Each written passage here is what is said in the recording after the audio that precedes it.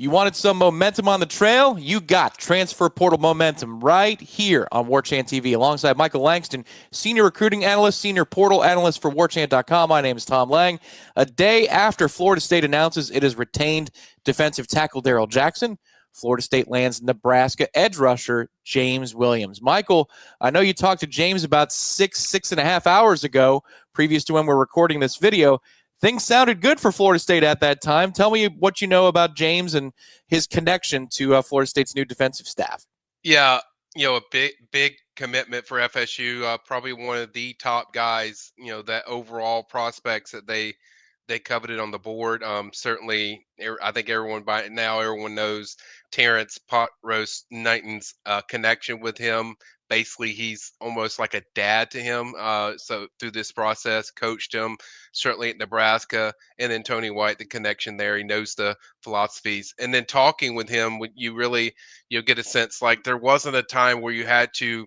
Most times when you get kids on the portal, you gotta you know see if they fit the system or see if they're comfortable with the system. Didn't have to worry about that. He knew what their system was, and it was really the visit was about I think just having his family around.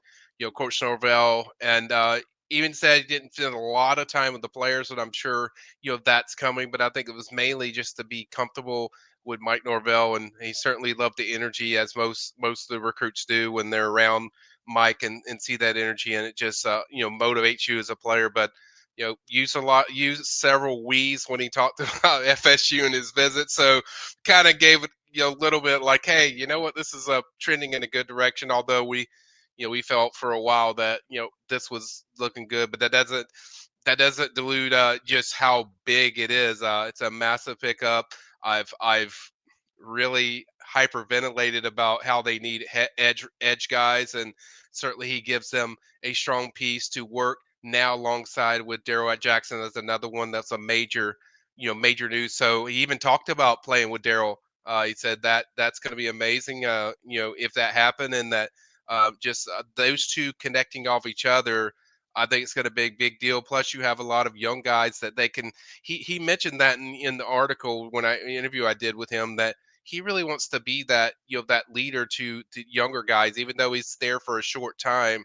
I think it's really important to him to kind of lead some of these younger players that are FSU, defensive end, or if they get a younger player in the portal, I think he wants to be that guy to kind of help them along. And sounds like a great locker room presence that will help them. But also, he's a great as I call sack machine. Just that's what he does. He gets sacks, and he's very good at getting after the quarterback, and that is something FSU sorely needed, going into this next season.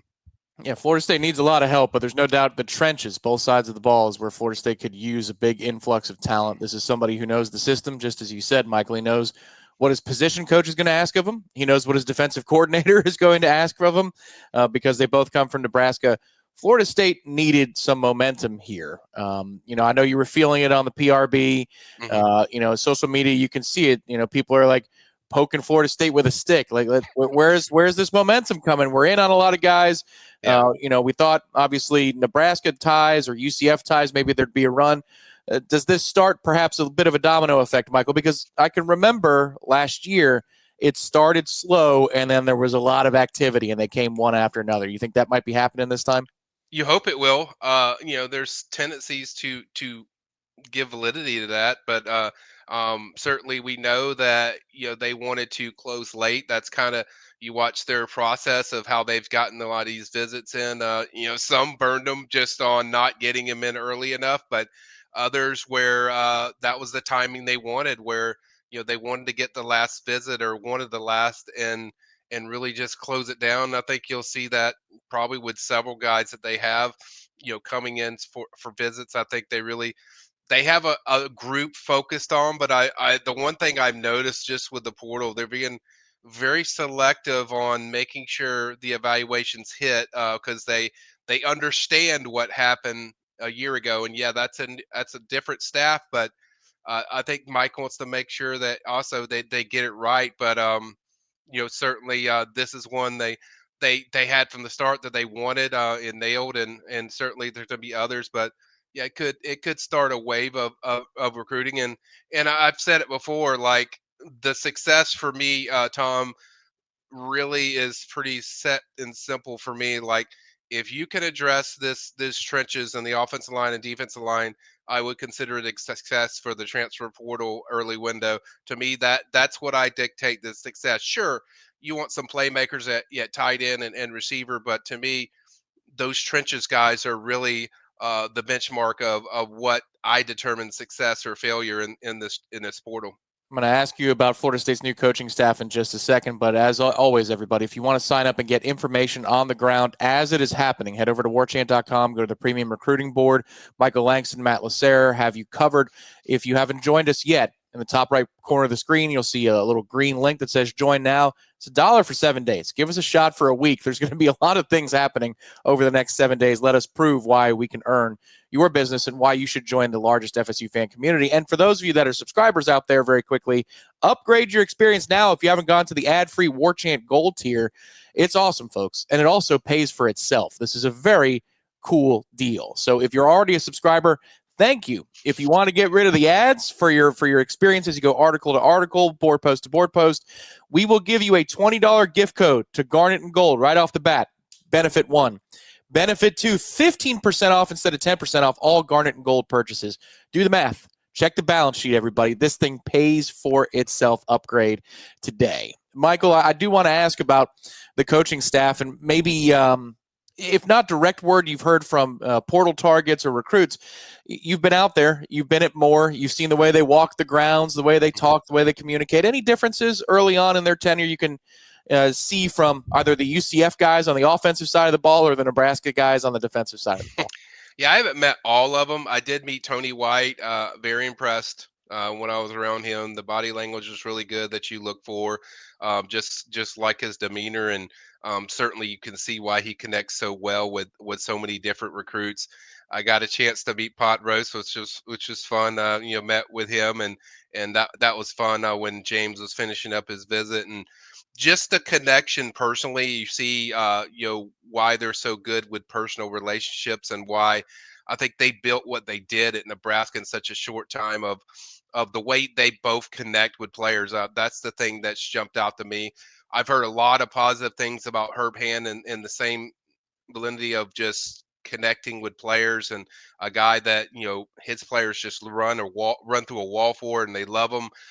Even recruits that I talk to, you can kind of sense that the personal connection with them and just their development as a player. We heard that with just different interviews we've done with whether it's Marcellus Marshall or Caden Kittler, who's visiting I think FSU today, and several others. I think there's a personal connection and development. That's not something we've probably expressed as frequently of coaches of where you hear a lot from the players about development, and all three of these guys I've certainly heard a lot of positive things, and probably the guy I've heard the most buzz about is Evan Cooper, the safeties coach. I've heard a lot of good things about him when I talk to different prospects for maybe 2026 or just 2025. There's not a lot of that's not a necessity, I think, for FSU from the portal. So not as much from the portal side, but just different recruits and their family about Evan. I think he's a guy that has really resonated strongly with a lot of these recruits. Yeah, the four assistant coaches were available. The four new assistant coaches were available to the media today. And if I could describe each in one word, I'm going to play a quick game.